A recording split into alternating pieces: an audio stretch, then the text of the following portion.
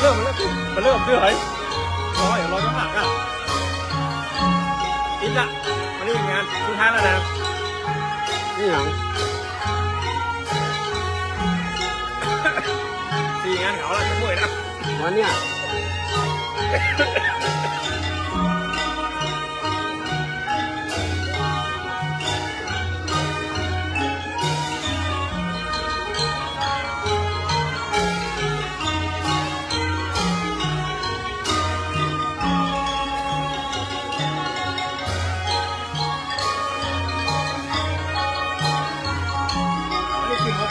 แล้วกี่โมง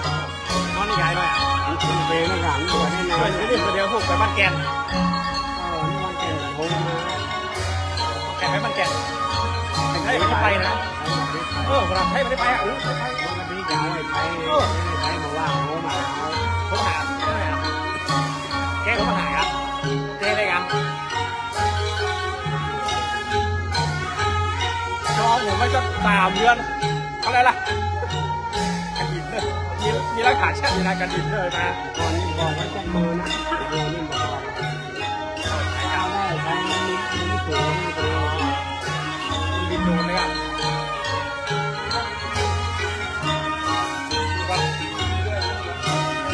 มันจะโต้รุ่งวัดแม่ปากกา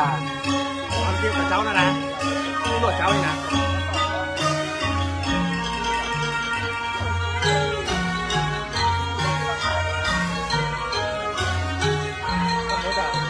พื้นไปหรอกเนี่ยพื้นไปก่อนนะโอ้ยนะ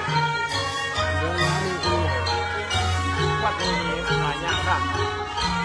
ตัวทีมกำลังวันตัวแรกนะ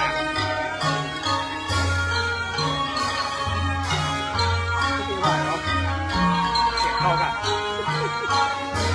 ต้องเข้ากันแล้วแอลฮอนเนี่ยนี่มันก็อยู่วัดดูน้ำแบบ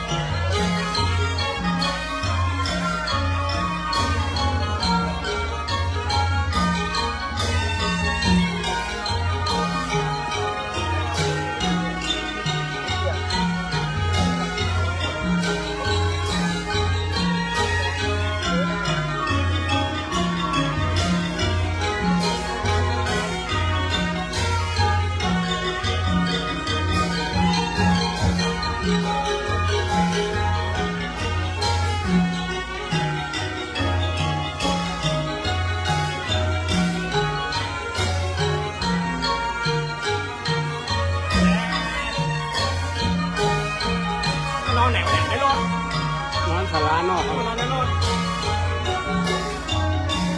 ลูกไปไหนก่อน ว่าง2 วัน ฮะเจ้าสาวเลยนะแม่กะไม่ได้ไหน ลูกอยู่นี่ อ๋อสาวอยู่นี่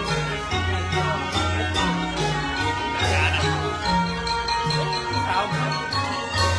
ไม่หัก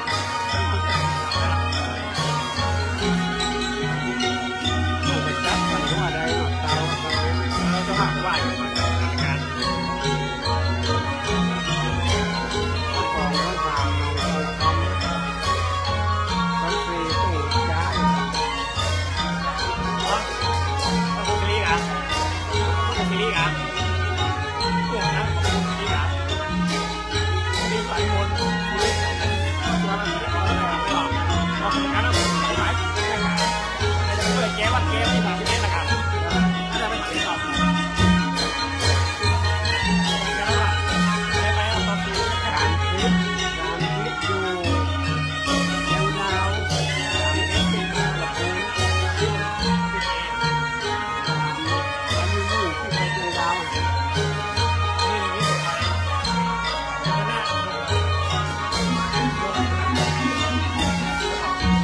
ฝ่ายนี้ลงบอกไปรีบไปให้ว่าเป็นของได้ ขับรถขับรถ ผมพูดไปก่อนผม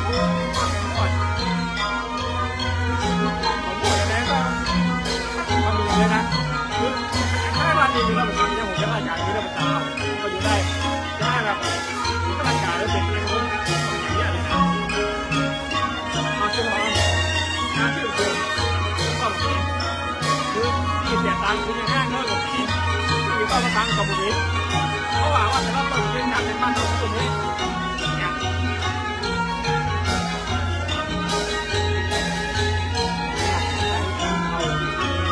ใครอยากไปเนี่ยไปแบบที่หลักเล่นที่คนนะนี่มีต่างเช็ด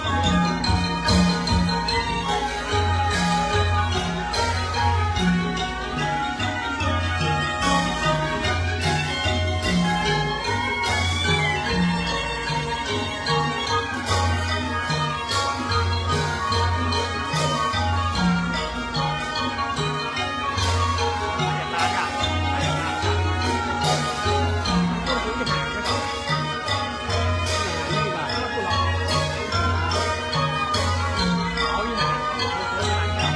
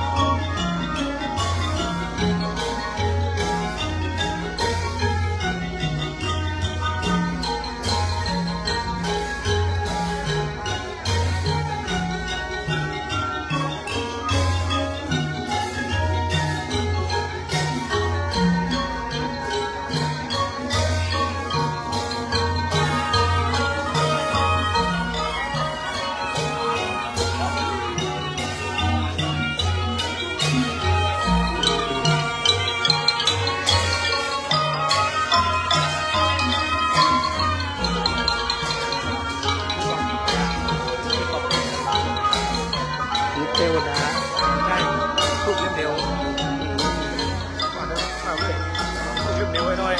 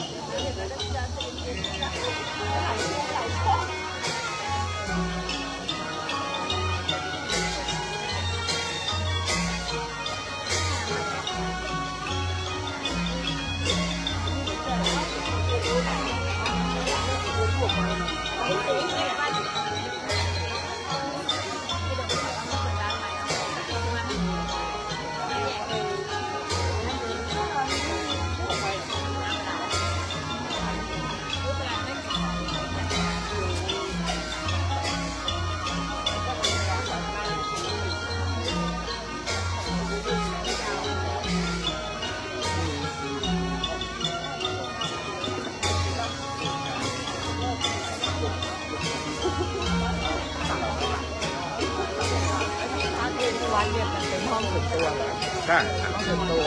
แล้วคุณพ่อแล้วมีเตียงมีอะไร มีฮะ มีเตียง มีเตียงแต่ห้ แต่ อง ว่า น้ำเป็นห้อง น้ำ น้ เนี่ยไกลไหมจากที่น้ำ ำไม่ไกลฮะใกล้ๆกัน ไ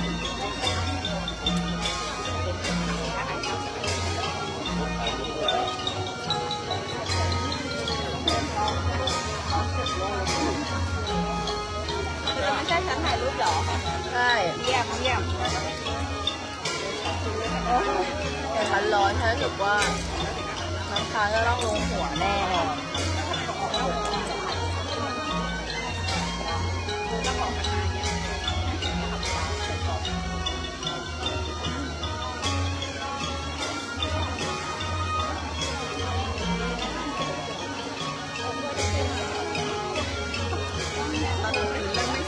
หรอเยอะมากทำไมไม่เคยจะเริ่มยังไงเริ่มหมด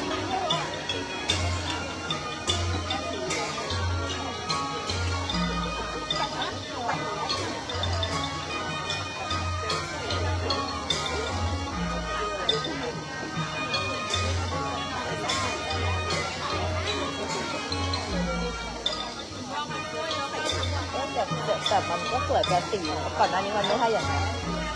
ก่อนหน้านี้มันคมกว่านี้ไม่ได้อะไรกล้องไอโฟนไม่ได้อยู่กล้องไอโฟนหนักเลย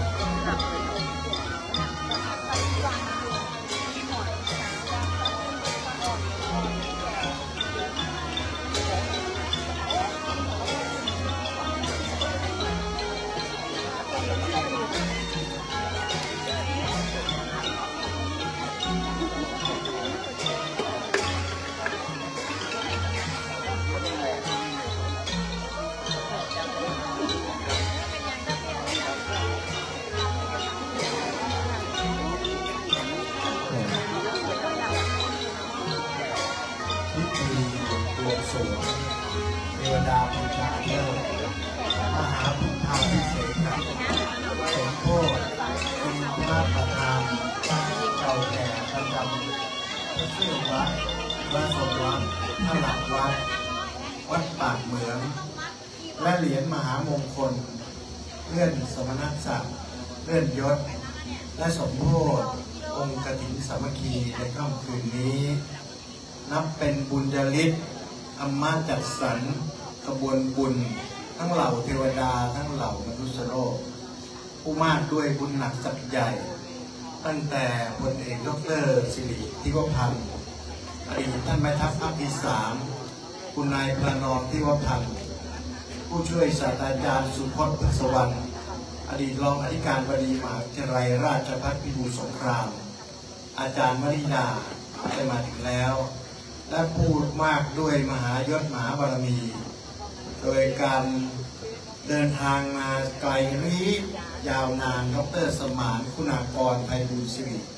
ประธานบริษัทเพียงถาวรคอนเทนเนอร์ที่เป็นประธานเจิมแป้งแล้วก็เป็นประธานที่จะได้จุดเทียนชัยมหาคู่บารมีในค่ำคืนนี้และในค่ำคืนอันศักดิ์สิทธิ์นี้ซึ่งเมื่อสักครู่ฝนเทมาตมมาพื้นน้ำพื้นแผ่นดินเนียนองชุ่มฉ่ำถึงเวลาที่อัญเชิญใบายสี16ห้องชั้นฟ้าขึ้นประทับเบื้องบนแล้วไซฝนหยุดชะงักโดยพลันเลยทีเดียวเนื่องจากว่ามีมหาเศรษฐีจากประเทศบรูไนมาด้วยกัน1 คณะนอกจากนั้นมีผู้มากด้วยมหายศมหาบารมีคุณพ่อบุญธรรมคุณแม่มาลีศรีจันบานและครอบครัวนะครับก็ได้เดินทางมาถึงแล้วคุณพ่อสุวรรณคุณแม่อำพันธ์คำพันธ์ก็ได้เดินทางมาถึงแล้วผู้บุญผู้บารมีแห่งพระครูบาวรชัดจุติโตซึ่งได้เลื่อนสมณศักดิ์เป็นพระครูพิธานมงคลกิจครูบาวรชัดของเราเป็นที่รักคุณวิลาวันพุทธสำริดก็ได้เดินทางมาถึงแล้วคณะจาก WDC 1 WDC 2จากพระนครกรุงศรีอยุธยาก็ได้เดินทางมาแล้ว40 กว่าชีวิตคุณสมภพมงคลพิทักษ์สุขได้เดินทางมาแล้วคุณจ่ายวิหลิง ศรัทธาพี่น้องชาวไทยใหญ่ ผู้มากด้วยมหายศมหาบารมีนำคณะชาวไทยใหญ่มาถึงพร้อมแล้วเนี่ยนะครับวันนี้ได้เวลาอันสมควรอันประกอบด้วยคุณจริตคุณศรีวรรณวงศ์เจริญคุณคณะพรสุประสานคุณดวงเดือนใจพิพัฒน์คุณธนพรคุณกนกพลคุณพนิอรคุณชุติภาคุณอนันต์ก็ได้เดินทางมาถึงแล้วนะครับ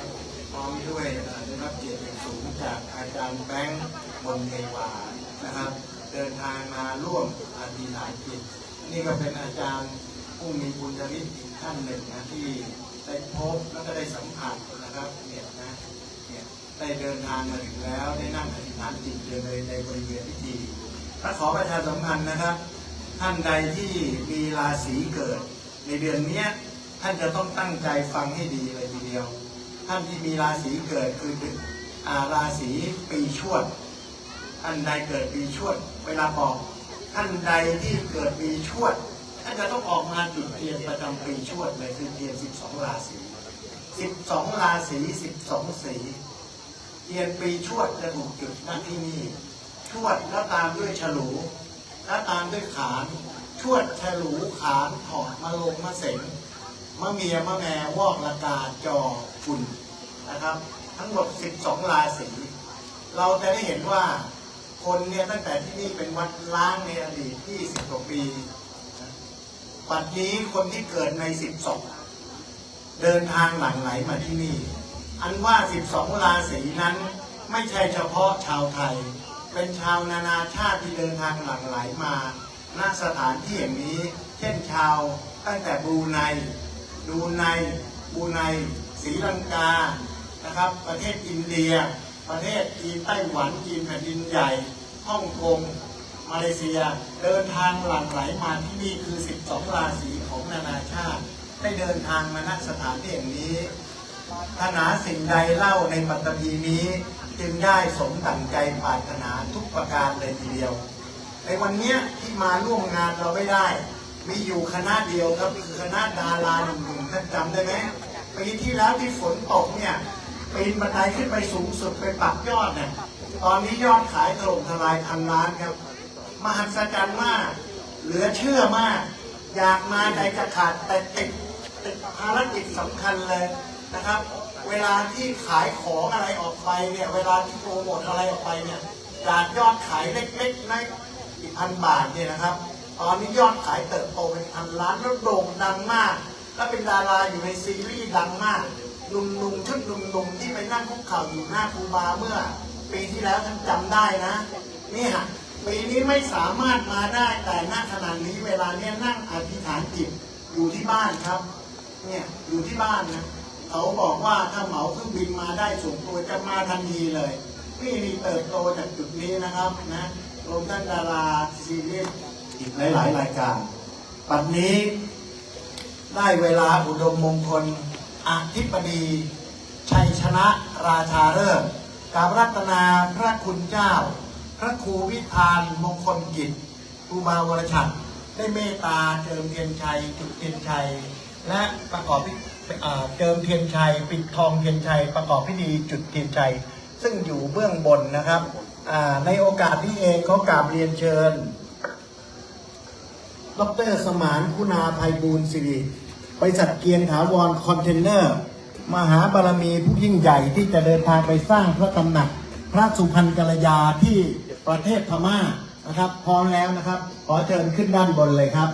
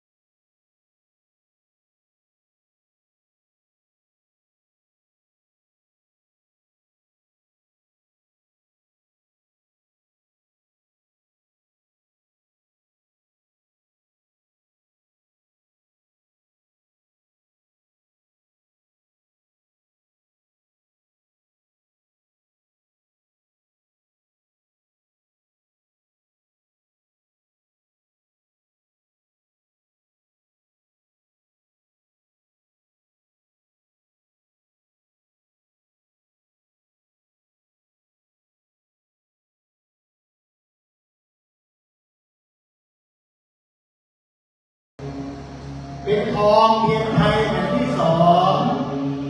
พระธรรมันจงบังเกิดเปิดความสำเร็จสำเร็จผลเป็นทองเทียนไทยแผ่นที่สามพระสังฆังจงบังเกิดเปิดความสำเร็จสำเร็จผลด้วยเถิดพระเจ้าข้าถวายเพลงชนวนต่อพระพุทธเจ้าดร.สมานเทืองเพียรชนวนขึ้นอธิษฐานจิตเ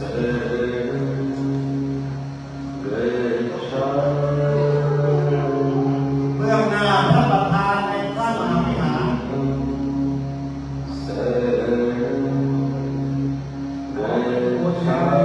ของเราทั้งหมดทั้งคนทุกคน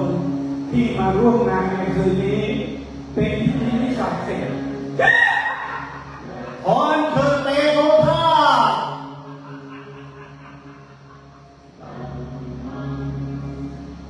จุดเทียนใจเป็นปฐมฤกษ์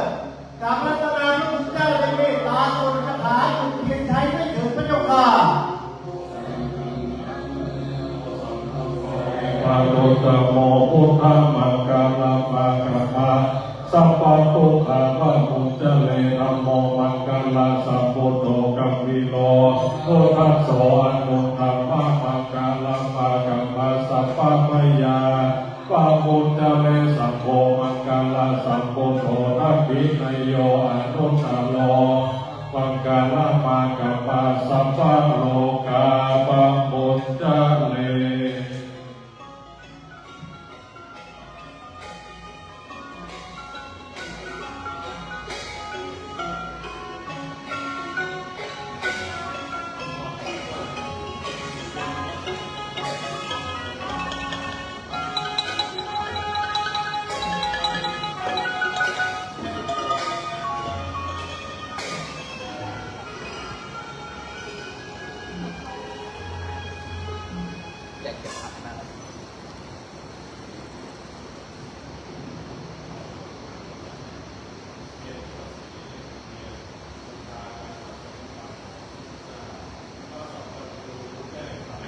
อธิษฐานจิตจุดเทียนวิปัสสี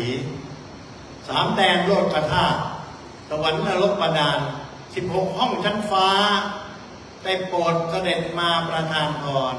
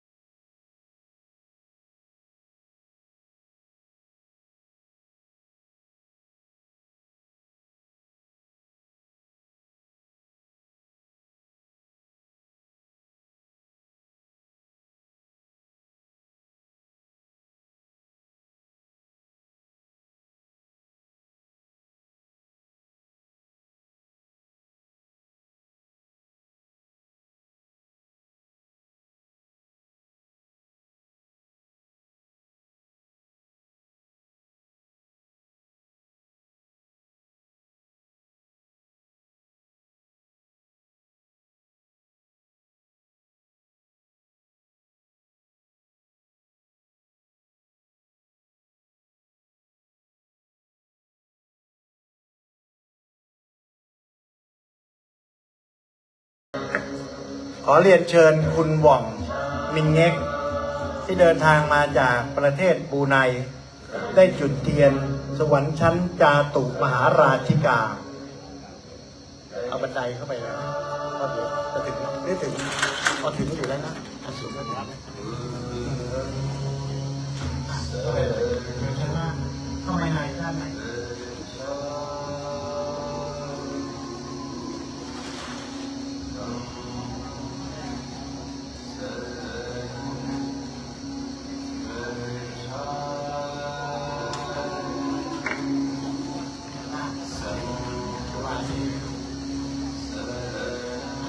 จิตนะครับจุดเทียนชั้นจาตุมหาราชิกา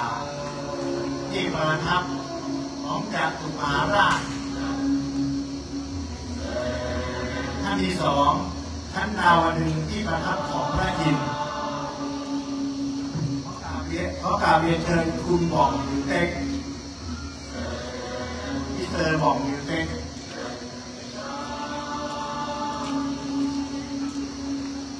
แล้วท่านที่สามขอกราบเรียนเชิญคุณหมู่ใจฟงท่านที่สองนะครับท่านที่สองเนี่ยเป็นที่อยู่ของพระอินทร์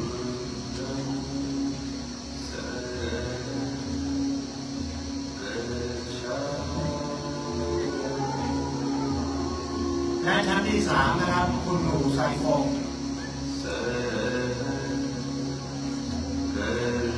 ชั้นที่สามเนี่ยเป็นชั้นยามาที่ประทับของเราโพธิสัตว์เราเวทมนต์ทั้งหลายอยู่ที่ชั้นที่สามคือเรามายาเวทมนต์จักรวาลที่นี่ท่านที่สี่คุณลีซิเลียมิสเตอร์ลีซิเลียพีสชั้นดุสิตที่ประทับของพระโพธิสัตว์ที่จะมาตรัสรู้เป็นพระสัมมาสัมพุทธเจ้าพระศรีอริยเมตไตรก็อยู่ชั้นนี้และชั้นที่ห้าคุณลอยซีทรง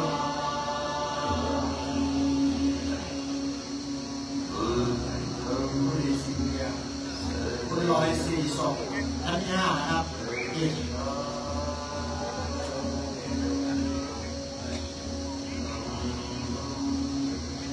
และชั้นที่หกคุณกล่องยิวซุง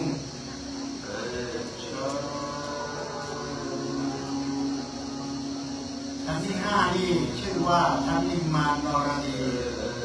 เทพชั้นสูงใครจุดชั้นนี้อธิษฐานจิตต่อชั้นนี้นึกอะไรก็จะสำเร็จทุกสิ่งและชั้นที่ห้าปารณิมมิตรวัดสวัสดีที่ประทับของเทวดาชั้นผู้ใหญ่นึกอะไรก็สำเร็จทุกอย่างขอกราบเรียนเชิญในชั้นนี้กราบเรียนเชิญดร.สมานกุณาพรไพบูลย์สิริบริษัทเกียรติถาวรคอนเทนเนอร์อัญเชิญบันไดสวรรค์มาหันกลับมาดร.สมานมาเลยครับไปกับท้ายเลยเข้ามาเลยเข้าไปเข้าไปที่หนึ่งเข้าไปที่หนึ่งเข้าไปที่หนึ่งเดี๋ยวถ่ายรูปตอนนั้นมาถ่ายไปเลยถ่ายประมาณนี้ก็จะสมาธิขึ้นเลยครับยืนให้ตรงนะครับยืนให้ตรงจุดบนสุดแรงทั้งหมด3 เล่มระเบิดสวรรค์ชั้นที่6เป็นที่ประทับของเทวดาชั้นผู้ใหญ่นึกอะไรจึงสำเร็จทุกสิ่งทุกประการ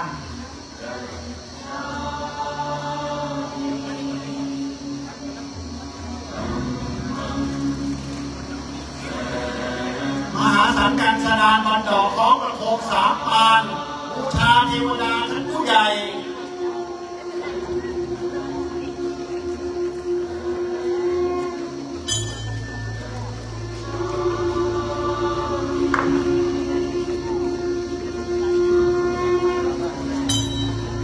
สมานหน้าแบบนี้หน่อยครับ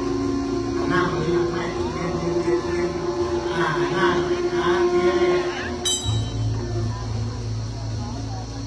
ขึ้นไปสักท่านเลยขึ้นไปสักท่าน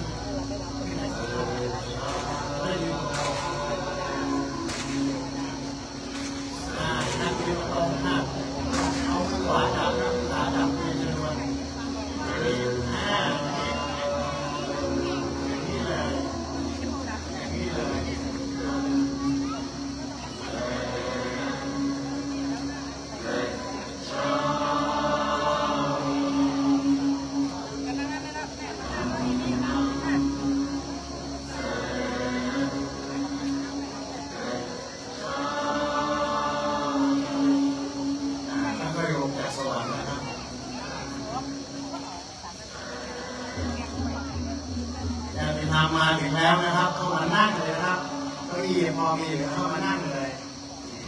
เด็กที่เข็นรถเข็นมานั่งตรงนี้มานั่งตรงหน้า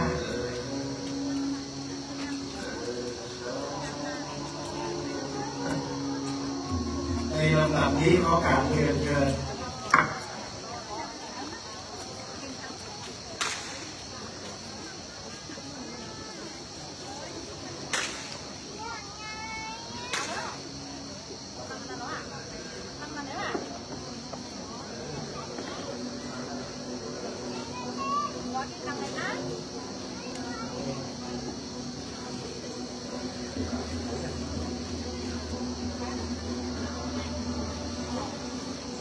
สวรรค์ทั้ง6 ชั้นได้ถูกจุดเป็นที่เรียบร้อยแล้วนะครับ ขอสวรรค์จงลั่นตามคำอธิษฐานจิตด้วยเถิดพระเจ้าค่ะ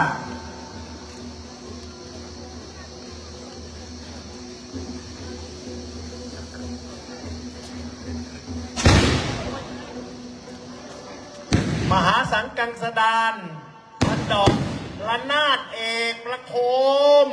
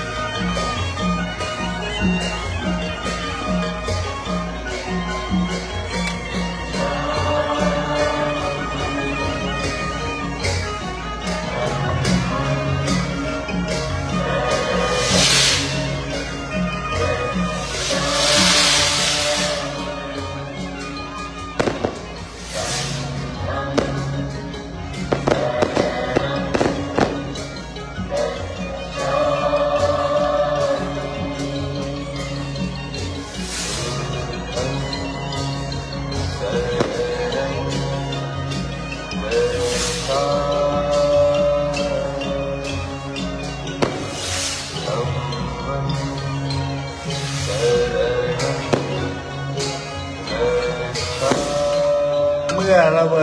บิดสวรรค์ทั้ง6 ชั้นแล้วในลำดับต่อไปเป็นการจุดเทียนขาวในรางทอง16 เล่มเทียนสัพพพัญญูตรัสรู้จบเป็นการเปิด16 ห้องชั้นฟ้าเปิด15 ชั้นดินเปิด11 ชั้นบาดาลเป็นกฎเปิดที่เปิดทางเปิดแสงสว่างเปิดความเป็นสิริมหามงคลขอกราบเรียนเชิญคุณบุญมณีเกิดผู้คุณมนทยาพัฒน์เกิดผู้คุณแก้วกัญญาตั้งสุวรรณรังสีได้เมตตาผนึกกำลังร่วมมือกันจุดเทียนขาวในรางทองทั้ง16 เล่มและจุดเทียนในอ่างน้ำมนต์พร้อมกับจุดธูปหางในกระถางธูป16 เล่มอธิษฐานจิตร่วมกันเล่มที่1เล่มที่2เล่มที่3เล่มที่4เล่มที่5เล่มที่6เล่มที่7เล่มที่8เล่มที่9เล่มที่10เล่มที่11เล่มที่12เล่มที่13เล่มที่14เล่มที่15เล่มที่16ห้องชั้นฟ้า15 ชั้นดิน11 ชั้นบาดาลได้ถูกจุดขึ้นแล้วได้โปรดเปิดที่เปิดทางเปิดแสงสว่างเปิดความเป็นสิริมหามงคลกับบ้านนี้เมืองนี้วัดนี้แผ่นดินนี้เปิดแสงสว่างให้กับผู้ร่วมพิธีทุกท่าน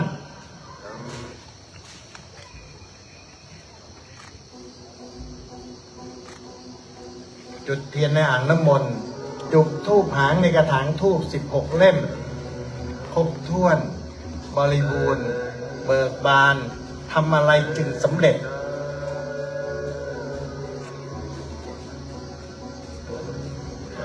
เจ้าหน้าที่จัดธูปหางแจกด้วยเลยคนไหนจุดธูปหาง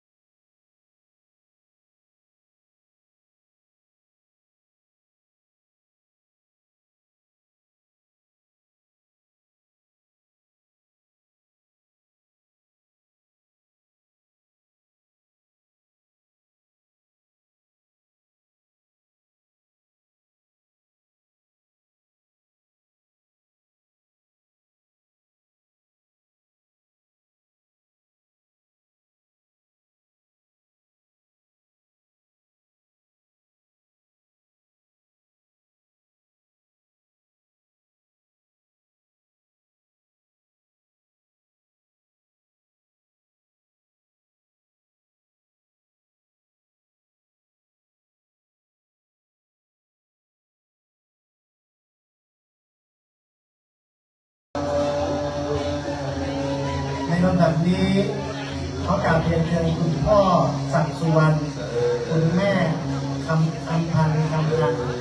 ได้จุดเทียนใบสีทองหนึ่งคู่บอกกล่าวแม่พระธรณีและปักทูปหางเครื่องมือสวมขอกราบเรียนเชิญครับ ได้ชวนที่บ้าน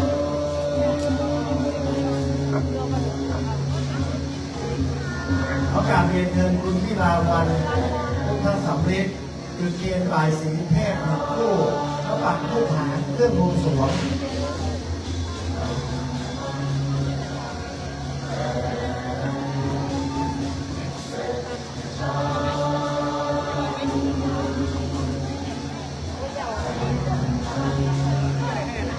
ใบสีตอนะครับท่านอธิษฐานจิตนะซ้ายขวาเลยท่านใดต้องการขายที่ดินราคาแพงแม่พระธรณีนะใบสีเนี่ยจะเปิดที่เปิดทางให้ท่านได้พบแสงสว่างเส้นทางทำกินมีที่ราคา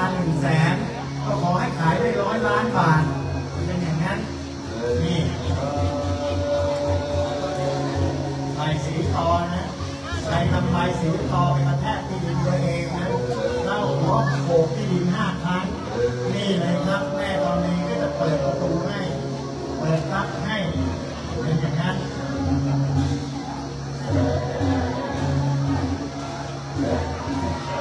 ใช่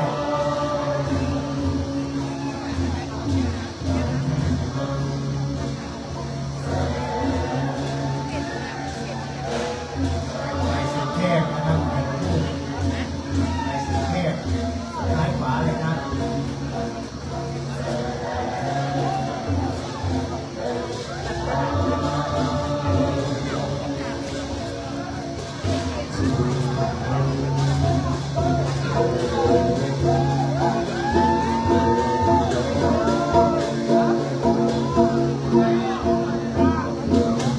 ในลำดับถัดไปเป็นการจุดเทียนใบสีทองหนึ่งคู่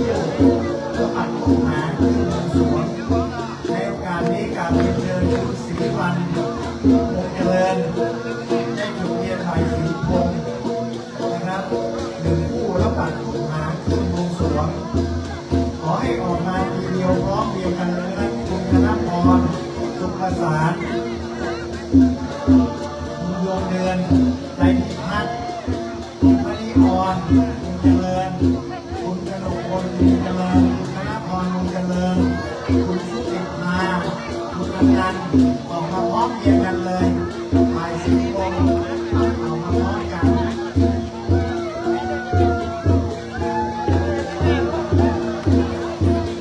ไปเลยไปเลยเด็กๆไปเลยทายาทธุรกิจโรงพาณิชย์ไปเลยไม่มีการวางตัวเล่นโปรไหม ก็ได้นะ โดยไปที่ไปเอาไว้ตัวเล็กอะ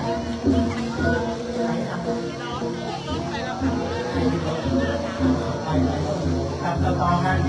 จับตะตอกันเข้ามาซ้ายขวานี่ไปด้านขวานี่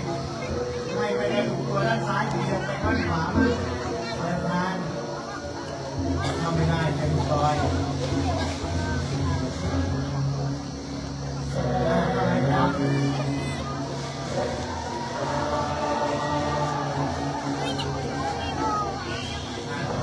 เจ้าหน้าที่เตรียมทุกหาง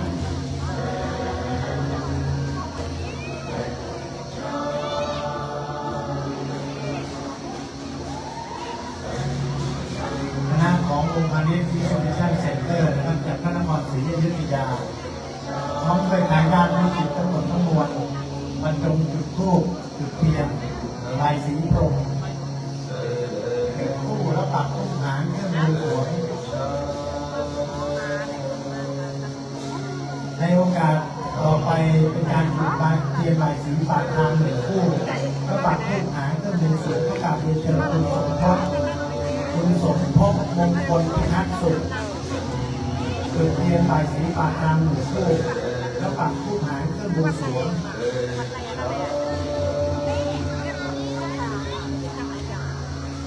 Việt Nam thì đặt đi là đặt đi là của lòng ta vô mà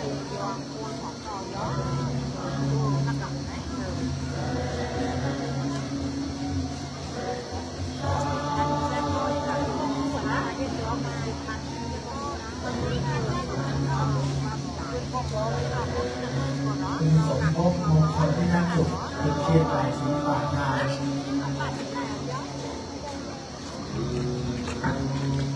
เสร็จแล้วรับผู้หารสั่งไปรับผู้หารสั่งช้าช้า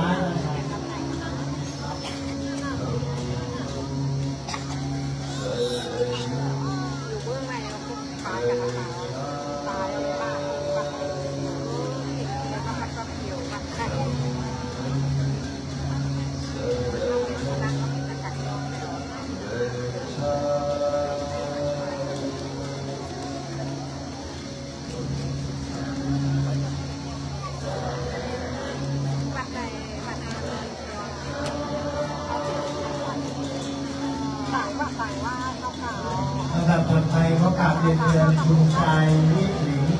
ศรัทธาพี่น้องไทยใหญ่จุดเทียนบ่ายสีปากทางแล้วปักทุกหางเครื่องบวงสรวงเขากราบเรียนเชิญครับคุณชายนิหลิงศรัทธาพี่น้องไทยใหญ่นะครับผู้นำคณะมาลำนี่ลำนกยูงด้านหน้าตัวแทนพี่น้องไทยใหญ่ครับผู้ชายนิหลิง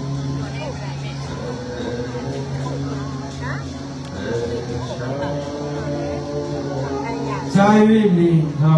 มาจุดเทียนในบางจองนะครับชายวิลิงนะครับพี่น้องชายใหญ่ ชายวิหลิงพี่น้องไทยใหญ่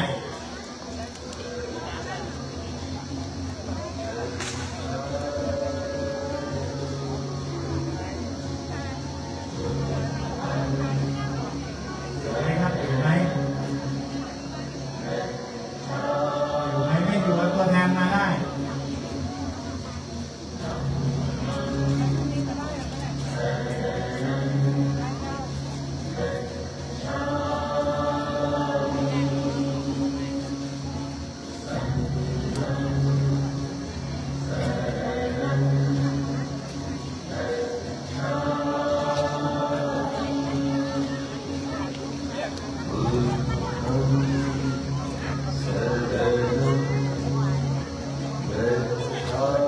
ในโอกาสนี้ก็กราบเรียนเชิญอาจารย์แบงค์นนทเทวาให้อธิษฐานจิตปัดทูป16 เล่มเรื่องฐานของบายสี16 ชั้นฟ้าซ้ายขวาอย่างรัด16 เล่มปัดทูปอธิษฐานจิตเถิดต้องการให้บ้านนี้เมืองนี้วัดป่าเมืองนี้แผ่นดินนี้เมืองเชียงใหม่เป็นเช่นใด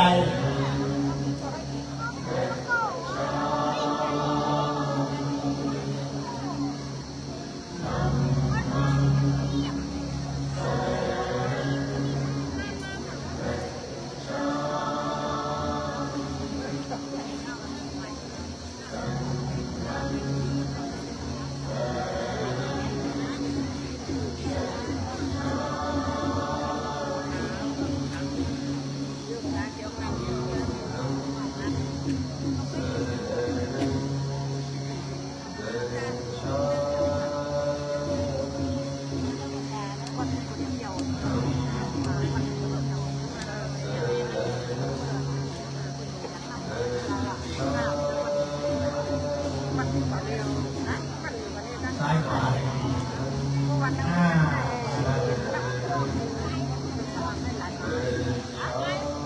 คุณชายวีหลิงหัวหน้าศรัทธาพี่น้องชาวไทยใหญ่เทียนคู่เลยนะบ่ายสีปากทางคู่เลยนะรับทุกงาน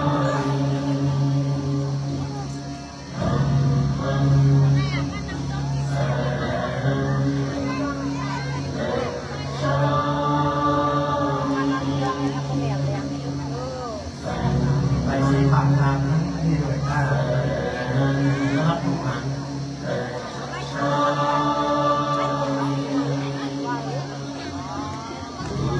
ในโอกาสนี้กราบเรียนเชิญท่านผู้ช่วยศาสตราจารย์สุพจน์สวรรค์ได้รับทุกหาร6 เล่มปักสวรรค์6 ชั้นเบื้องหน้า6 เล่มปักสวรรค์6 ชั้นตรงนั้นเลยครับตรงนั้นเลยปักรอบๆกันได้ปักขอบรอบๆ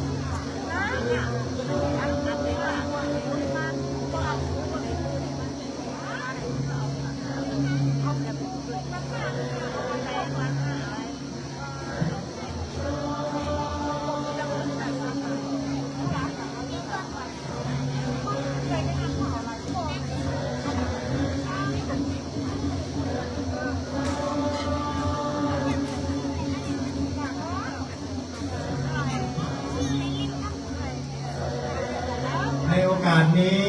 ท่านที่มีราศีเกิด ใน12ราศีเตรียมตัวนะครับแล้วออกมาเลยนะครับเอาตัวแทนพอสมควรท่านที่เกิดราศีปีชวดครับยกมือขึ้นเดินออกมาเลยปีชวดท่านใดเกิดปีชวดลุกมาเลยครับปีชวดปีชวดชวดหนูมาเลยนี่ปีชวดดีไหมปีชวดนะปีชวดดีไหมมาเลยมาเลยมา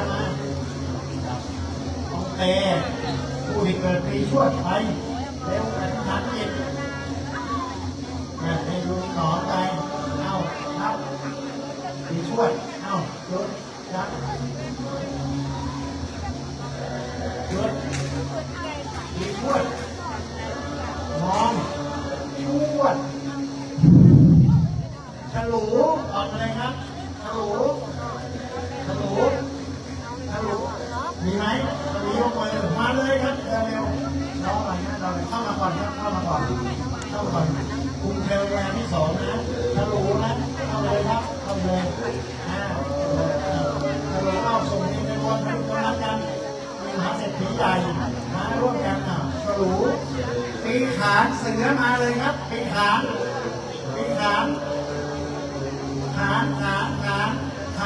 โอ้โหขานมาแล้วเข้าไปเลยปีขานมาปีขานนี่กำลังเอารับมีปีขานนะเนี่ยโอ้ไม่หญิงสีวันปีขานนะเอาใจเย็นพูดกำลังกันจับแขนเอาดูกำลังกันปีขานเสือต่อไปปีทองออกมาเลยครับปีทองกระต่ายกระโดดด้วยกระต่ายกระโดดมาด้วยกระโดดกระต่ายน้อยวิ่งเร็วปิวทะยาน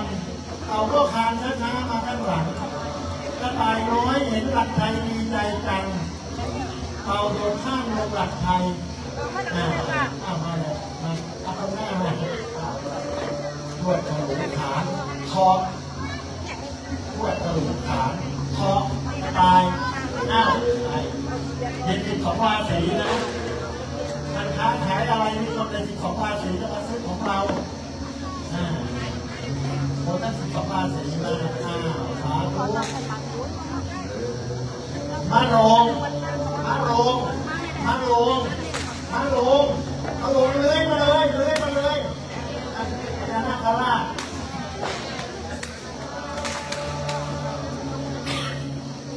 มาโรง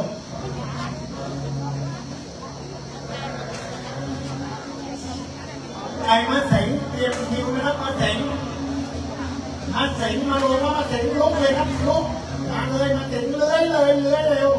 ตัวเล็กเลื้อยเร็วมาเสงมาเลยครับมาเสงเดี๋ยวนะรอแป๊บนึงมาเสงนะนี่เราดูคนเกิดปีไหนปีนั้นหน้าตาคล้ายกันให้สังเกตนะคือสวยเท่ากันที่ถามเก่งปีมาเสง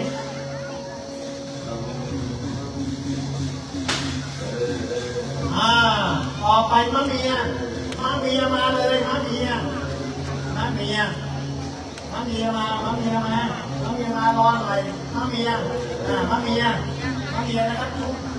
มือทั้ง6มือทั้งปัดเรียกออกมาเลยมะเมียนั่นมะเมียครับมะเมียต่อไปมะแม่มาเลยครับมะแม่ยกจับมือจับชนวนมะเมียใช่ไหม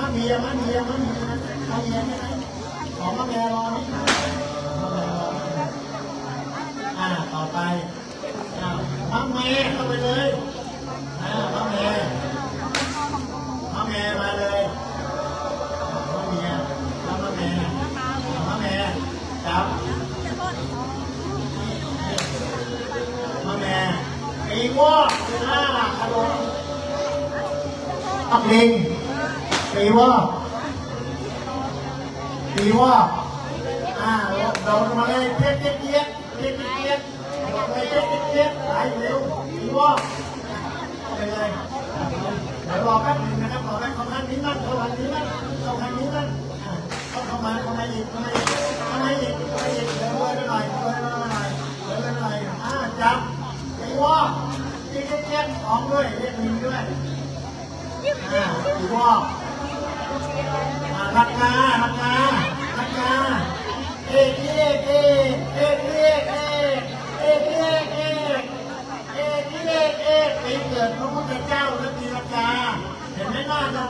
กันเห็นไหมคนเกิดปีไหนปีนั้นหน้าตาจะไม่เหมือนกันนะจับปีละกานั่นปีละกาจับจับที่จับเชิงเทียนไม่ได้จับเชิงเทียนไม่ได้ก็ได้ปีละกา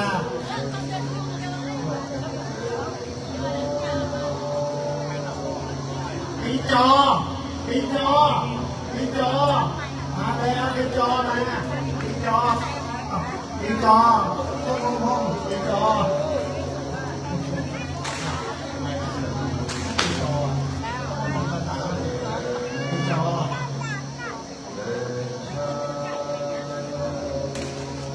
ต่อไปปีกุลพูดนะซื้อไปจ่ายมาแล้วซื้อไปจ่ายมานี่มาเข้ามาให้ดูสมานมาข้างในสมานข้างในอธิษฐานกันนิดหน่อยทำไปหน่อยอ้าวนับปีกุล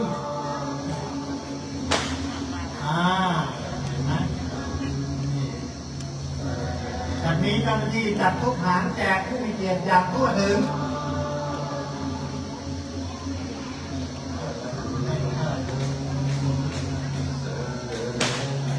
จัดทุกหางแจกผู้มีเกียรติอย่างทั่วถึงแต่กำลังกัน4 นาย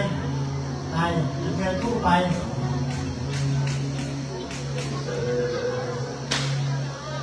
ตู้หางกำใหญ่ๆแบ่งกำลังเป็นแจก4-5 นายไปวิ่งณเวลาอุดมมงคลอธิบดีราชาฤกษ์นี้ข้าพระพุทธเจ้าดร.สมไทยวงศ์เจริญบัณฑิตผู้ทำพิธีพราหมณ์และคณะเจ้าภาพผู้ร่วมพิธีทุกท่านในวันนี้ขอพระราชานุญาตประกอบพิธีบวงสรวงเทวดาบูชาเลิศมหาพุทธาเทวาพิเศษพระประธานเบิกพระเนตรพระพุทธเจ้าทั้ง5 พระองค์วัตถุมงคลเหรียญพัดยศเคลื่อนสมณศักดิ์สมโภชผ้าพระกฐินสามัคคีณวัดปากเหมืองอำเภอสารพีจังหวัดเชียงใหม่ในวันเสาร์ที่ 18 ตุลาคมปีพุทธศักราช 2568 แรม 11 ค่ำเดือน 10 ปีมะเสงขอพระบารมีพุทธานุภาพแห่งองค์สมเด็จพระสัมมาสัมพุทธเจ้าท้าวจตุมหาราชทั้ง4 ทิศพระอารันทั้ง8 ทิศพระเสื้อวัดพระทรงวัดพระหลักวัดอดีตเจ้าอาวาสวัดทุกรูปเทพเทวาลุกขเทวดาพฤกษาเทวาพระโพธิสัตว์กวนอิมพระมหาศิวเทพพระนารายณ์พระพิฆเนศพญาอนันตนาคราช11 เสียรและสิ่งศักดิ์สิทธิ์ทั้งหลายที่อยู่ณสถานที่แห่งนี้ได้โปรดเสด็จมาเปิด16 ห้องชั้นฟ้าเปิด15 ชั้นดินเปิด11 ชั้นบาดาลแม่พระธรณีได้โปรดเปิดที่เปิดทางเปิดแสงสว่างเปิดความเป็นสิริมหามงคลให้งานบวงสรวงเทวดาบูชาเลิกษ์นี้มีความสะดวกราบรื่นมีความสำเร็จสำลิดผลสืบไปด้วยเทิน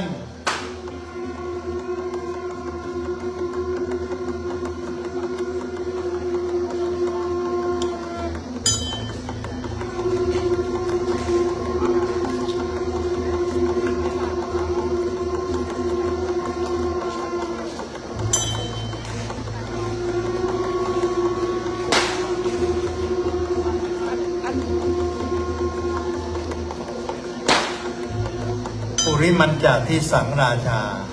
ทัตตรโถประสาสติคันทพานังอธิปติมหาราชายาสสิโนอุตตาปิดัสสาภาโวมาพระรายอิทิชุติมันโตวันนาวันโตยาสสิโนโมทมานาอัตถังสุข้าแต่ท่านเท้าทัตตรสผู้ปกปักรักษาโลกด้านทิศตะวันออกปกครองเทวดาที่เป็นคนทันทั้งหลาย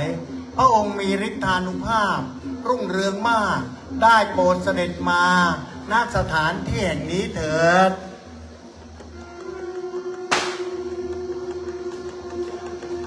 ทักขินันจะที่สังราชา วิรุณโหตรปสาสติ กุมพันนานังอธิปติ มหายะปุตตาปิตัสสาพหาโว อินทานามามหาพรายนิมันโตชุติมันโต วันนะวันโต ยัสสาสิโนโมธรรมนาอัตถังสุ ข้าแต่ท่านท้าววิรุณหก ผู้ปกปักรักษาโลก ด้านทิศใต้ ปกครองเทวดาที่เป็นคนทันทั้งหลาย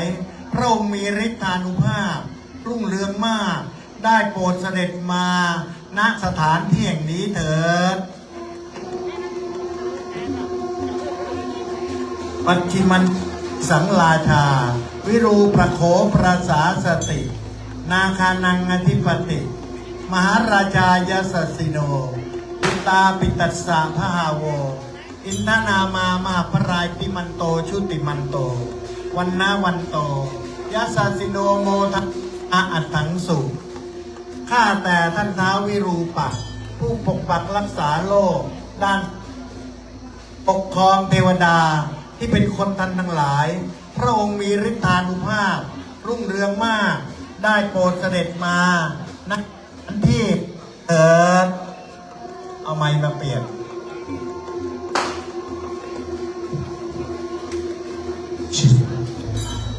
อุตรัญจะทิสังราชา กุเอโรตปติ ยักขานายมะนา ตัดขาในไอเจ้าเนาะ 3 4 2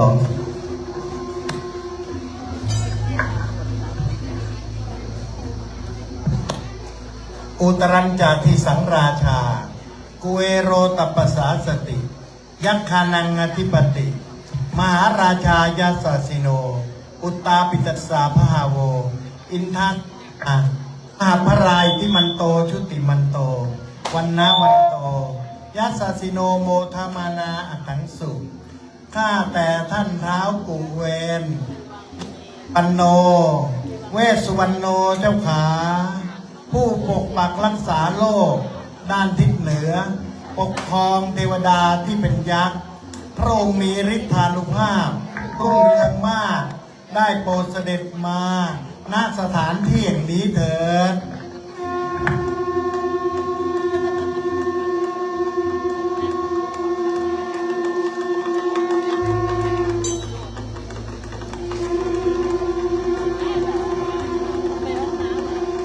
ปุริมัติสังทตารโถ ทักขิเนนะวิรุณโก ปัจฉิเมนะวิรูปโข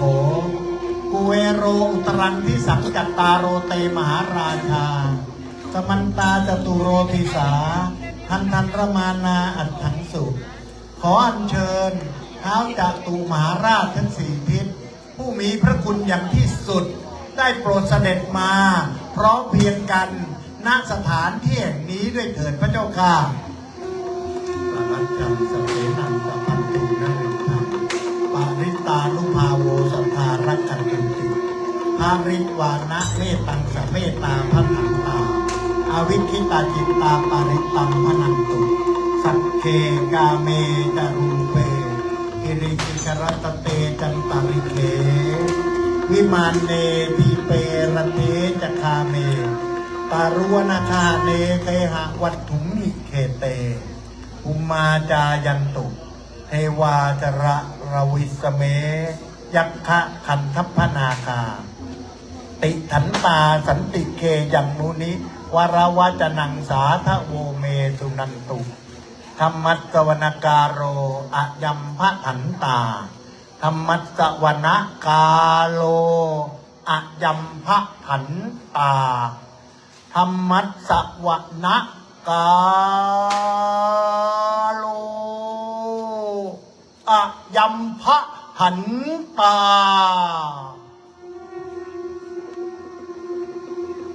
เทวดามหาพรหมทวยเทพทั้งหลายและจัดตามหลักการอันพระสยมบรมพรหมยานพรหมธิราชเจ้าท่านท้าวมาตุรีท้าววรีวราชศาสนัยไตรตึงท้ามหาพรหมองค์อมรินทร์อินทราธิราชเจ้าซึ่งสถิตทิพย์พิมานมาศเมืองสวรรค์สมเด็จพระแม่อุมาวดีพระนางรัศมี องค์พระนารายณ์เทพอรชุนผู้ประกอบด้วยบุญจริตองค์พระอาทิตย์องค์พระจันทร์ผู้มีพระคุณองค์พระพายพระพิรุณเหล่าเทเวศเทวาขอเชิญมาช่วยกันในวันนี้เทพนารีทั้งหลายไม่ต้องอธิบายขอเชิญมาทั่วหน้ากันทั้งหมดขอเชิญพระฤาษีนารอดพระฤาษีตาไฟพระฤาษีทีภัยประเพ็ญพจน์อยู่ตามเทือกเขาและทำไม่กำหนดขอเชิญทั้งหมด108พระองค์ที่ทรงศีลสังวรที่ทรงพจน์พรหมจรรย์อาศัยอยู่ทุกถิ่นสถานป่าหิมพานต์เขาไกรราชสัตบงกฎท่านเท้าชมพูทวีปเจ้ากรุงพารีพระภูมิเจ้าที่อันเรืองอำนาจเมื่อได้ยินเสียงก้องร้องประกาศด้วยใจสะอาดปราศจากราคีทั้งแม่พระธรณีแม่พระคงคาแม่พระพายแม่พระเพิงแม่พระโพธิ์ศพที่มีพระคุณนั้นยิ่งใหญ่อีกทั้งเจ้ากรรมนายเวรเจ้าเกณฑ์ชะตาพญายมราชท่านเท้ายมบาลเท้าจตุโรคบาลทั้ง4ทิศเท้าทศรถทั้งเทวทูตนายทวารขอจงเสด็จมาอีกทั้งคู่ทาวาสุกีที่เขาไกรราชหิมพานต์พิมานแมนแดนสวรรค์สถานพิมานขินพีทั้งกินนอนกินนรีก็ขอเชิญมาช่วยกันขอเชิญพระราหูพระพิเภกท่านทศกัณฐ์ท่านกุมพันธ์อินทรชิตท่านรามสูรท่านเท้าคีรีเนศท้าวเวสสุวรรณเท้าสหัสกัณฐ์ท้าววิรัญโยท้าววิรุณหกท้าววิรุณหปรักท่านนนตรยักษ์อนันตรยักษ์พระพิราบผู้มีพระคุณขอให้ท่านมาช่วยเหลือเจือจุนหนุนนำโพยไปมีใครมาย่ำดีด้วยเกงฤทธาบารมีใครจะกระทำการย่ำดีไม่ให้มาใกล้ขอเชิญทุกท่านที่เอ่ยพระนามมาประจำโรงราชพิธีอีกทั้งเท้าเจ้ากรุงบาดาลเท้าผู้ชงชราราชานาคราชเท้ามุจรินนาคานาคราชอีกเทพอันมีฤทธิเดชทั้งพระเสื้อเมืองพระทรงเมืองพระสยามเทวาธิราชเจ้าผู้เรืองฤทธิ์อีกเทพที่สถิตทุกแขวนแคว้นแดนทวีปอีกทั้งเทพเจ้า9พระองค์ผู้คุ้มครองโลกมนุษย์เทพพระเจ้าพระอาทิตย์เทพพระเจ้าพระจันทร์เทพเจ้าพระอังคารเทพเจ้าพระพุธเทพเจ้าพระเสาร์เทพเจ้าพระพฤหัสบดีเทพเจ้าพระศุกร์เทพเจ้าพระเกศและเทพเจ้าทุกๆพระองค์ขอเชิญมาช่วยกันในวันนี้ขอเชิญพระสยามเทวาธิราชเจ้าพระหลักเมืองพระเสื้อเมืองพระทรงเมืองอันเลืองฤทธิ์ขอเชิญเทพทั่วทั้ง10ทิศมหาสมุทรจักรวาลมหาจักรวาลอนันตรจักรวาลขอเชิญเทพเจ้าทั่วโลกขอเชิญท่านเท้ามหาราชทั้ง4ทิศขอเชิญพระผู้เป็นใหญ่พระผู้เป็นเจ้าองค์สมเด็จพระอิศวรองค์สมเด็จพระนารายณ์องค์พระอินทร์องค์พระพรหมองค์พระยมองค์พระกามซึ่งสถิตอนุกรมเสวยสวรรค์ชั้นกามภพและรูปภพอีกทั้งปวงเทพรัตน์ที่บรรนัดเหนือสิมขอนยอดคีรีทั้งที่มีในคูหาเหวทานทหารห้วยและสถิตอยู่ในเวหานภากาศพิมานมาศมนทิลาอีกทั้งเหล่าเทวดาในกอแก่งแหล่งรัตคามนิคมในชมรมแดนพฤกษาพนาเวศทั้งที่อยู่ในเขตเคหาและนาไร่อีกทั้งที่พำนักทั่วไปตามภาคพื้นพระสุธาไม่ว่าเป็นน่านน้ำหรือบนบกในที่รกไม่ราบเรียบถวยยักษ์คนทัน16ห้องชั้นฟ้า15ชั้นดิน11ชั้นบาดาลแม่พระธรณีขอเชิญญาณบารมีของท่านทั้งหมดที่ได้กล่าวลั่นวาจาขึ้นได้โปรดเสด็จมาข้าพระพุทธเจ้าทั้งหลายได้จัดอาหารผลไม้นะขนมหวานนั้นเลิศรสดอกไม้ธูปเทียนใบสีสวยสดให้ปรากฏต่อหน้าณเวลาอุดมมงคลอธิบดีชัยชนะราชาฤกษ์การบัดนี้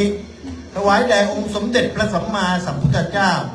ท้าวจตุมหาราชทั้ง4ทิศท้าวทัตตรสท้าววิรุณหกท้าววิรูปักษ์ท้าวกรุเวนเทพทั่วทั้ง10ทิศ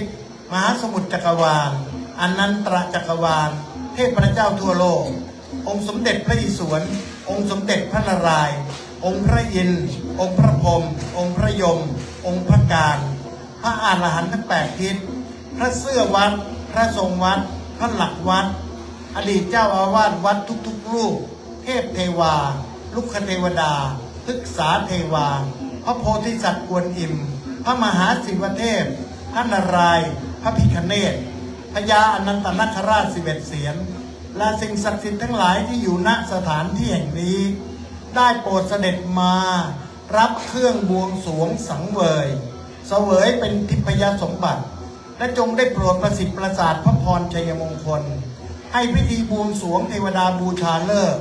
มหาพุทธาเทวาพิเศษกพระประธานพระพุทธเจ้าทั้ง5 พระองค์และวัตถุมงคล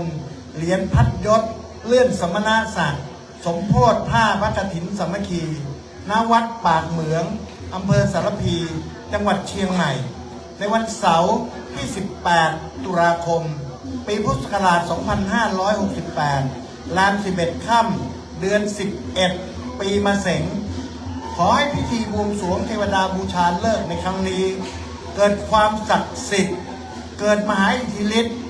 บุคคลใด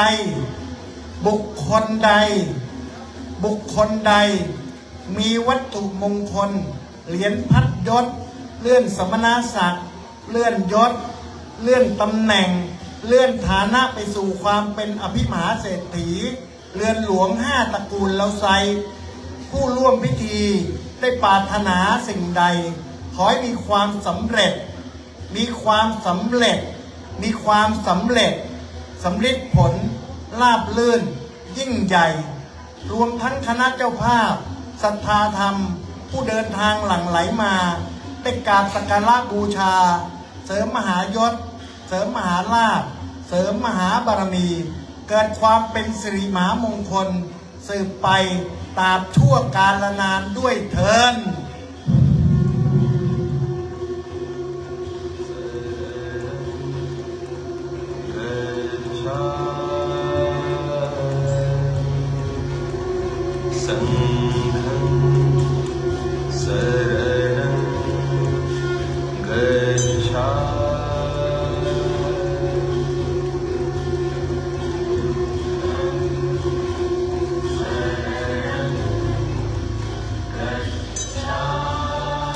นะมามิอธิปติมหาเทวัง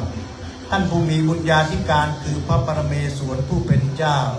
ได้มาครอบครองว่ากล่าวบรรดาพราหมณ์ฤาษีมุนีให้เป็นกรรมสิทธิและอมรินทร์อินทราธิราชเจ้าอันเป็นประธานแก่หมู่นิกรอมรคณาเทวดารักษาสัตตพิธีเลิศในภูมิโลกนี้ข้าพระพุทธเจ้าทั้งหลายขอประกอบพิธีกรรมบูชายาคะพิธีตามวิสัยจารีตโบราณขอเดชะอำนาจพระอิศวรราชาธิบดีจงประสิทธิกิจโดยศิลภาพแด่เจ้าภาพทุกท่านที่ได้กระทำการในครั้งนี้ให้สำเร็จรุ่ล่วงไปด้วยดีมีแต่ความเจริญรุ่งเรืองสืบไปด้วยเถิด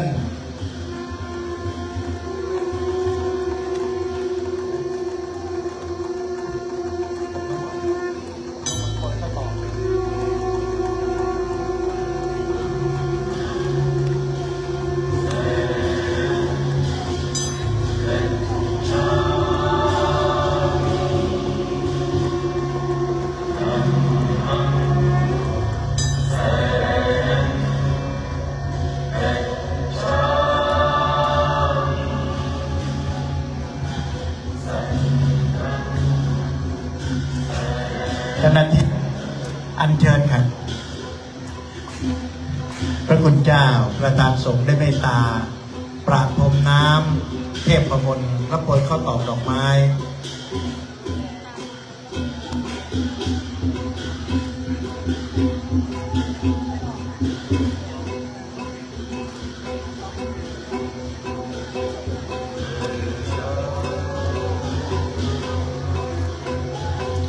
โปรยข้าวตอกดอกไม้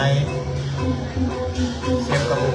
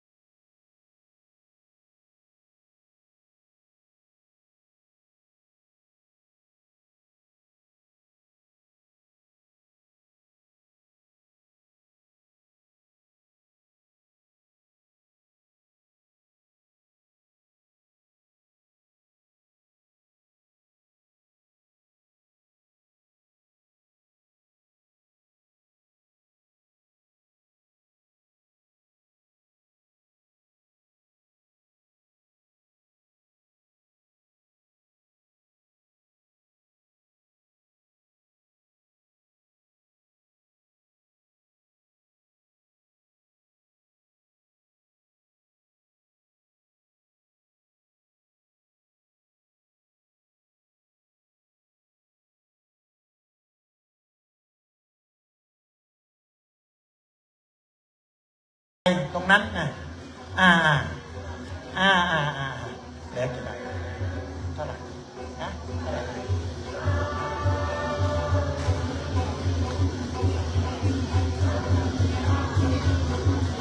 โอเคทางโน้นโอเคยังโอเคยังโอเคหรือยัง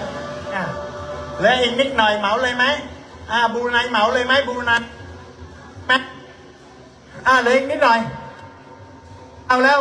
เหลือเอาเลยมาเลยหมดแล้วหมดเลยไม่มีอีกแล้วหมดแล้วหมดเลยหมดแล้วหมดเลยหมดแล้วหมดเลยหลงจ้องหมดแล้วหมดเลยหมดแล้วหมดเลยไม่มีอีกแล้ว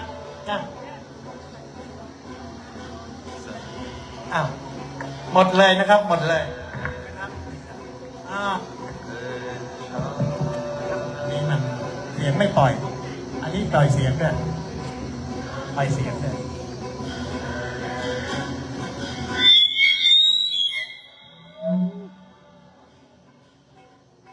ยังไงอันนี้เสียงไม่ปล่อยเสียงยังไม่ปล่อยมาเสียงไม่ปล่อยมาปล่อยเสียงมาหน่อยปล่อยเสียงมาหน่อยปล่อยเสียงมาอีกหน่อยอีกนิดนึงอีกนิดนึงอีกนิดนึงได้ยังไม่มายังไม่มา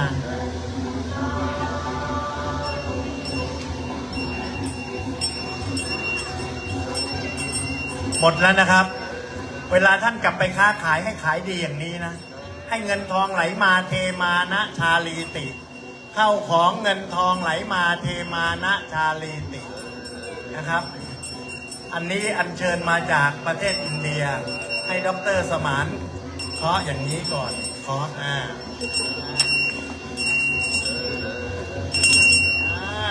นี่นี่ของพัดนะ3 อันนะ3 อันนะนี่เฉพาะเคาะทีเดียวเนี่ยแก๊งละ100,000 ล้านบาทแก๊งละ100,000 ล้านบาท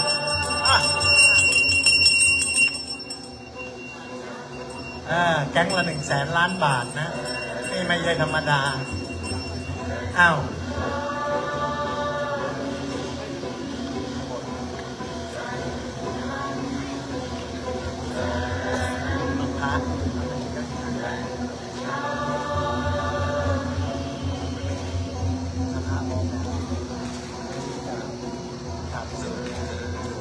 ในลำดับนี้นะครับเป็นพิธีมหาพุทธาเทวาพิเศษขอเชิญตัวแทนผู้หลักผู้ใหญ่เนี่ยขึ้นด้านบนนะครับขึ้นด้านบนสักนิดหนึ่งเห็นเลยครับมีเก้าอี้ครับมีเก้าอี้พอสมควรเชิญขึ้นด้านบนนะครับเดี๋ยวพอพระสงฆ์สวดไปสักหน่อยหนึ่งเราก็จะไปไหนก็ไปได้